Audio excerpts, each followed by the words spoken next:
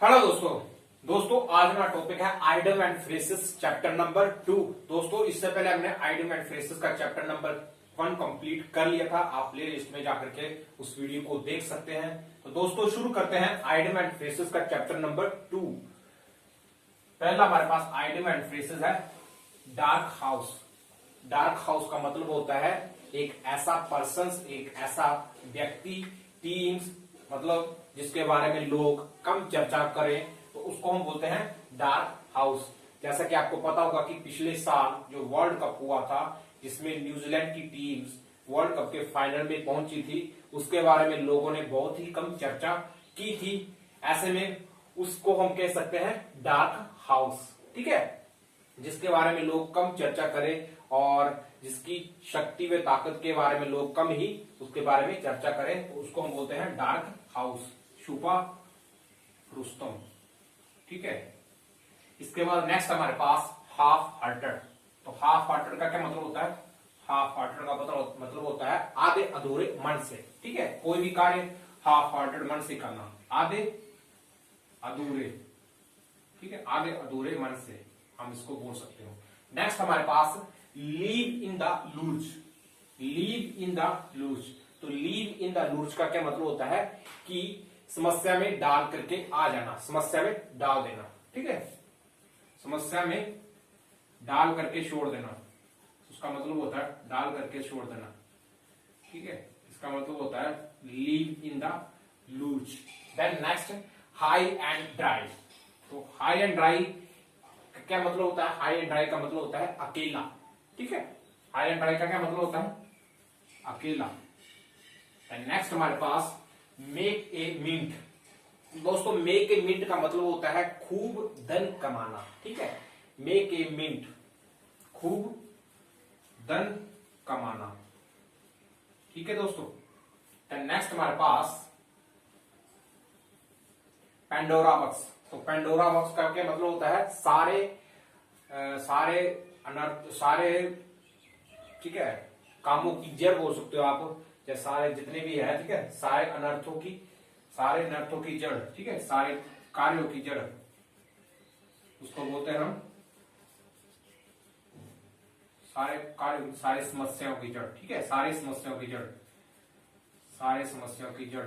जैसे आपने देखा होगी हम आमतौर पर इसका यूज करते हैं कि जैसे ये सारी समस्याओं की जड़ है तो उसको हम बोलते हैं इंग्लिश में पेंडोरा बॉक्स। ठीक है, नेक्स्ट हमारे पास रेनी डे। तो रेनी डे का क्या मतलब होता है? रेनी डे का मतलब होता है बुरे दिन। ठीक है, बुरे दिन। जैसे हम कह सकते हैं कि मोहन तुम्हारे तो आजकल रेनी डे चल रहे हैं, मीन्स तुम्हारे आजकल बुरे दिन चल रहे हैं। इसके बाद फ्रॉम पिलर टू पोस्ट। तो पिलर टू पोस्ट का मतलब होता है भटकना। ठीक है, भटकना। नेक्स्ट हमारे पास डच करेज। डच करेज। दोस्तों जो डच शब्द है ये हमेशा हम नेगेटिव वे में यूज करेंगे। ठीक है, जो डच शब्द होगा वो हमेशा हमें नेगेटिव वे में यूज करेंगे। डच करेज का मतलब होता है कि मूर्खतापूर्वक, मूर्खतापूर्वक क्या बोलते हैं उसको? कॉरेज से मूर्खतापूर्वक विश्वास बोल सकते हो। या एक ऐसा व्यक्ति जो मूर्खतापूर्वक विश्वास जताए तो उसको हम बोलते हैं डच केरेस। इसके बाद नेक्स्ट हमारे पास null and void. Null and void का क्या मतलब होता है? नल एंड वॉइड का मतलब होता है व्यर्थ। ठीक है, इसको हम बोलते हैं नल एंड वॉइड को हम बोलते हैं व्यर्थ। इसके बाद हमारे पास रैंक एंड फाइल। तो रैंक एंड फाइल का मतलब होता है साधारण लोग, आम लोग। ठीक है, इसके लिए हम यूज करते हैं रैंक एंड फाइल। ठीक है, साधारण लोग।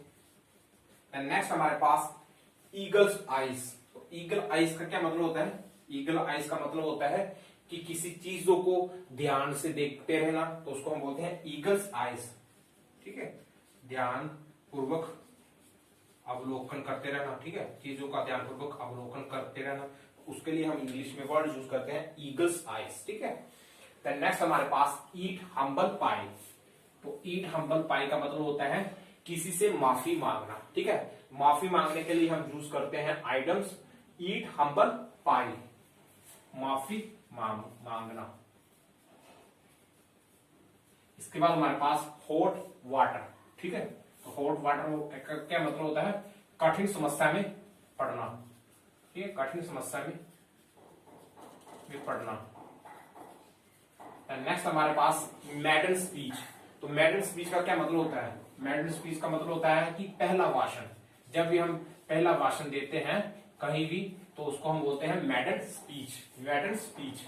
इसके बाद कीप फिंगर क्रॉस।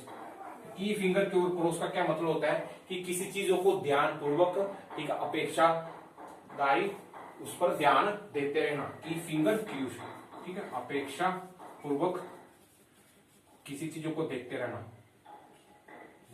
ठीक है। नेक्स्ट हमारे पास की give a piece of mind, ठीक है, give a piece of mind. इसका मतलब होता है किसी को डांटना, ठीक है, किसी को डांटना, इसको हम बोलते हैं give a piece of mind, ठीक है। देन नेक्स्ट हमारे पास end in fiasco, end in fiasco. End in fiasco क्या मतलब होता है, असफल होना, ठीक है। अर्थात जब हम असफल हो जाते हैं तो उसके लिए हम वर्ड यूज करते हैं आइडम एंड इन फियास्को। इसके बाद हमारे पास मूड पॉइंट, ठीक है, विवादास्पद पॉइंट, ठीक है, मुद्दा, ठीक है, विवाद वाला मुद्दा बोल सकते हैं आप इसको, विवादास्पद मुद्दा बोल सकते हो, ठीक है। उसके लिए हम यूज करते हैं वर्ड मूड पॉइंट, ठीक है। इसके बाद नेक्स्ट हमारे पास play ducks and drakes, play ducks and drakes. तो प्ले डक्स एंड ड्रेक्स का क्या मतलब होता है, व्यर्थ लुटाना, ठीक है, व्यर्थ लुटाना। जब आप इसके लिए, जैसे कि आप देखा होगा कि शादी विवाह में लोग पैसे जो है वो व्यर्थ रूप में लुटाते हैं, तो उसके लिए हम इंग्लिश वर्ड यूज कर सकते हैं play ducks and drakes. Next हमारे पास रेड कारपेट। तो इसका तो मतलब आपको समझ में आता ही होगा, रेड कारपेट। तो इसमें कि आप देखोगे कि कई बार सेलिब्रिटियों के आगे जब कोई मेहमान आता है तो उसके लिए रेड कारपेट बिछाया जाता है। तो रेड कारपेट का क्या मतलब होता है, शानदार स्वागत करना, ठीक है, शानदार स्वागत। इसके लिए हम यूज करते हैं शानदार स्वागत। देन नेक्स्ट हमारे पास स्कैपगोट। तो स्कैपगोट क्या करता है, स्कैपगोट बलि का बकरा, ठीक है, बलि का बकरा। तो आप समझते होंगे हिंदी में कि इसका क्या मतलब होता है, तो उसके लिए इंग्लिश में हम यूज करते हैं स्कैपगोट। एंड नेक्स्ट हमारे पास फेयर वेदर फ्रेंड, ठीक है, फेयर वेदर फ्रेंड। तो फेयर वेदर फ्रेंड का क्या मतलब होता है, सुख के साथी, मतलब ऐसे फ्रेंड्स जो हमेशा ही हमारे सुख में साथ देते हैं लेकिन दुख में साथ नहीं देते हैं। तो उसके लिए हम इंग्लिश में वर्ड यूज करते हैं फेयर वेदर फ्रेंड। देन इसके बाद नेक्स्ट है clean pair of heels. Clean pair of heels क्या मतलब होता है, क्लीन पेयर ऑफ हील्स का मतलब होता है बाल बाल बचना,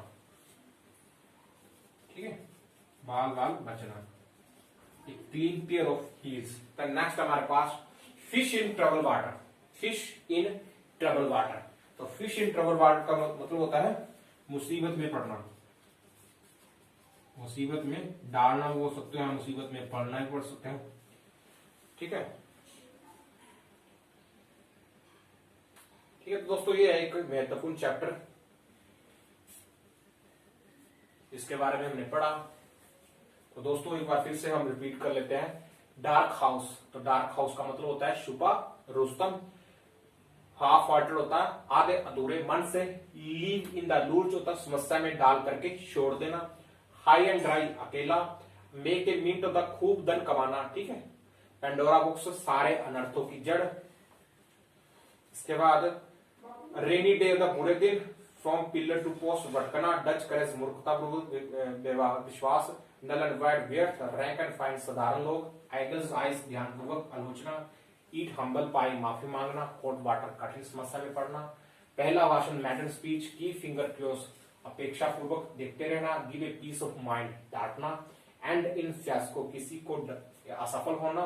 मूड पॉइंट विवादास्पद पॉइंट।